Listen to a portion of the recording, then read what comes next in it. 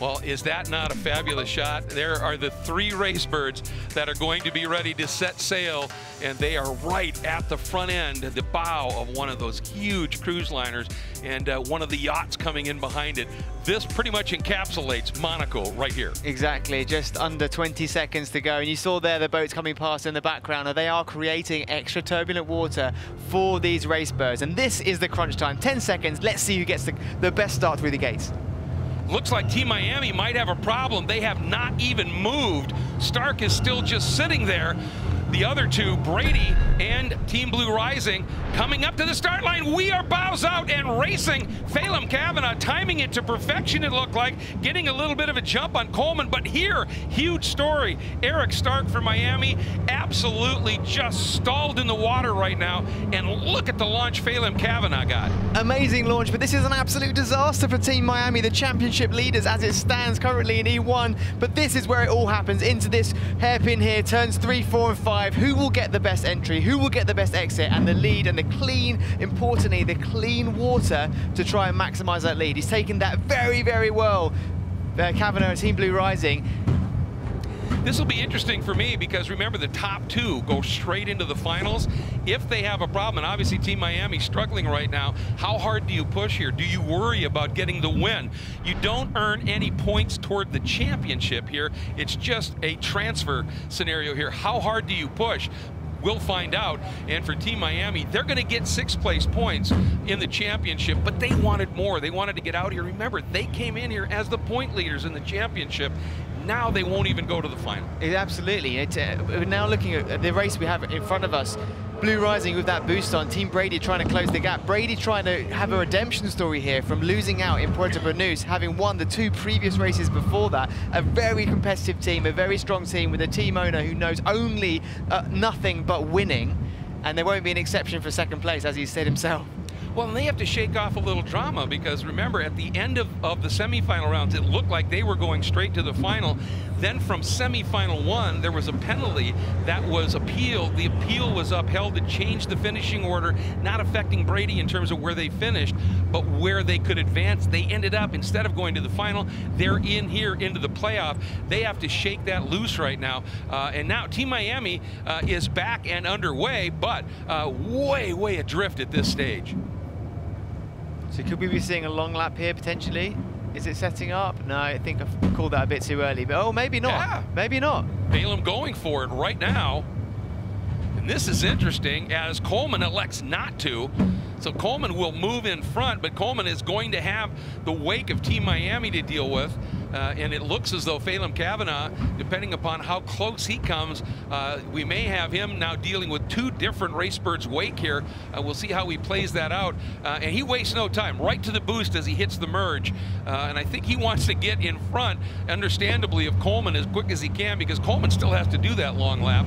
And if he can be leading Coleman before Coleman even starts that long lap, that would be huge. Yeah, I'm not sure if it's an error on the graphics here, or whether they have actually done that long lap, or whether they didn't quite go through all of the markers or something. But yeah, this is a much closer, tight battle for the lead that we've seen so far, and where it all matters, because those final 2 spots into the final are still up for grabs, where all the points are there for the taking.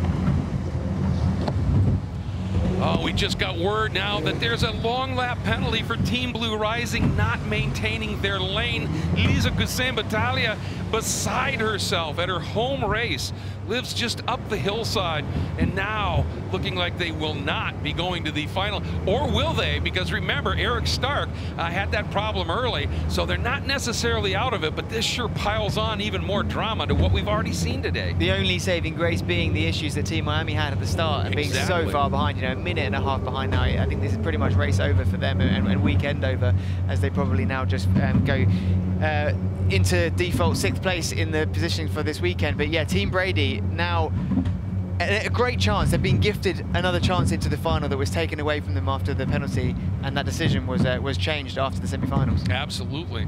And the opportunity here, and at first, there goes Phelan on to the first of those long laps at this stage, and he's completed one, so this would essentially be his second long lap.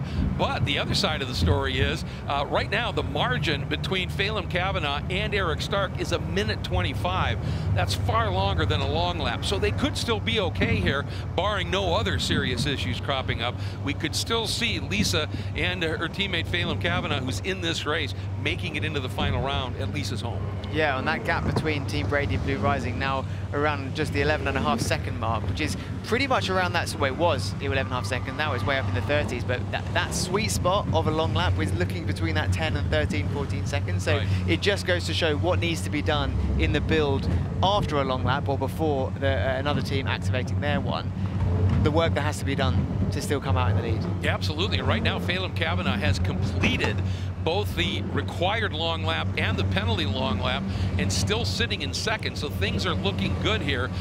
Right now, Sam Coleman is on a mission. He's got a great second lap, excuse me, at a 38.6. That's really quick in these conditions, and so he is doing everything he needs to do. And again, my question is, you know, why push too hard? And obviously you want to push hard, you get data. We've talked about that. This is such a new platform, these RaceBirds, that you're never going to not give it a bit of welly here to try and get some data.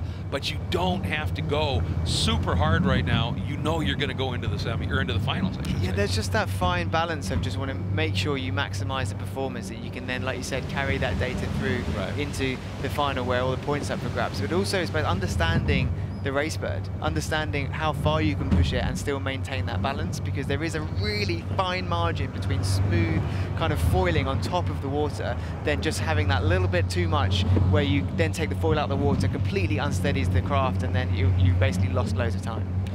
Absolutely, and you know, the one thing that you know, in the history when I've been announcing, you know, where we do the semi-final transfer format, is to be in a race where you are in the final, just bring it home, and to do something where you end up throwing it away. And obviously Sam Coleman, huge amount of experience. He's not going to do that. Phelan certainly there as well. I think they're going to push hard, get the information they can, but this is an absolute take zero risk race right now for those two, isn't it? For sure, and just looking at Team Brady now, they're looking like quite high on the trim, where it seems they've found quite a nice balance where they're kind of sitting, or you can see it, yeah, right up in the 1.2, almost up to 1.5 at points, where they're just sitting at that optimum point above the water, trying to maintain that minimum speed through the clean water and then into around the corners. Yeah, it's a strong running, and it's another comeback story. It's their second comeback story of the weekend. It really is, isn't it? And we've sort of seen a similar scenario with Team Blue Rising, who, you know, obviously had to fight back as well here. So a couple of great stories building here. And for Sam Coleman, you know, he had that incredible run in that first semifinal when he won in dominant form, and doing pretty much the same thing here. And he's just got, you know, he's got the experience and he's got the judgment. Now things are going to change up a little bit. This is where it could get interesting, because now you've effectively got Brady lapping Team Miami. But what the problem with that is all that's going to create all that turbulent water, all that wake, and it's probably, unless they do some sort of procedure where they give them the space, it's going to cost Team Brady time, which plays straight into the hands of Team Blue Rising. And it's interesting that both of them raced quite literally into the long lap, but it's not like he had a choice. You've got to do at least one. This is the final lap. If you don't do it here, you're essentially disqualified. So had to do it, which meant he had to race Miami right into it. Look at that. Look what's happening. We have seen that that Team Brady RaceBird absolutely just on glide path smooth. Now it's in the wake, and look at it being just churned around. And that is the effect of what the RaceBirds you're racing against, as well as what's developing in the seas you're racing on, can add to the mix here. It's quite a ride inside these RaceBirds when you're in traffic and you're in rougher sea. We just had that gap closed by a second in that last sector. As soon as Team Brady got caught up in that wake for Team Miami, Team Blue Racing came closing in. And here we go to the line. It is Team Brady with Sam Coleman will advance to the final. Emma Kimmelainen delighted. And here comes Phelan Kavanagh for Team Blue Rising, coming to the line even with a long lap penalty, getting into the final as well. And the angst, of course, for Team Miami and Eric Stark. We're not sure what happened, but it just simply would not leave the milling area. Yeah, tough pill to swallow there for the championship leaders.